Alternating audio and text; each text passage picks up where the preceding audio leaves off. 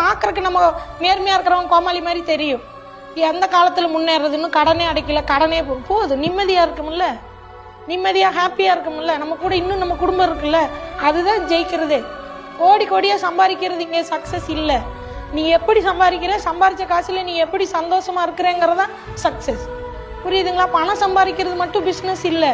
அந்த பிஸ்னஸ் நீ எப்படி சம்பாதிக்கிறேங்கிறத வச்சு தான் நீ பண்ணுறது பிஸ்னஸா இல்லை ஃபோர்ஜரியாங்கிறதே. புரியுதுங்களா? ஃபோர்ஜரி பண்ணால் நம்ம பணக்காரர் ஆயிடலாம். பணக்காரனா என்ன பண்ண போகிற? நம்ம ஃபோர்ஜரி பண்ணுறக்கோ இன்னொருத்தனை ஏமாத்துறக்கோ நம்ம நிம்மதி இல்லாமல் இருக்கிறக்கோ நம்ம இதை பண்ணலை. நம்ம பண்ணுறது பிஸ்னஸ். புரியுதுங்களா? அதை ப்ராப்பராக நேர்மையாக பண்ணிங்கன்னா தான் பிஸ்னஸும் வளரும், நீங்களும் நிம்மதியாக இருக்க முடியும். அதை தொலைச்சிட்டு நான் பணக்காரன் ஆகிறது மட்டுமே டார்கெட்டுன்னு ஓடுனீங்கன்னா மானம் கெட்டு மரியாதை கெட்டு எல்லாம் போய் உன் கஸ்டமரும் போய் கடைசியில் நீ என்ன பண்ணியோ எதுக்காக இதையெல்லாம் பண்ணியோ அந்த தொழிலும் போய் அப்புறம் நடுத்தெருவில் நிற்கிறது. அதனால தான்.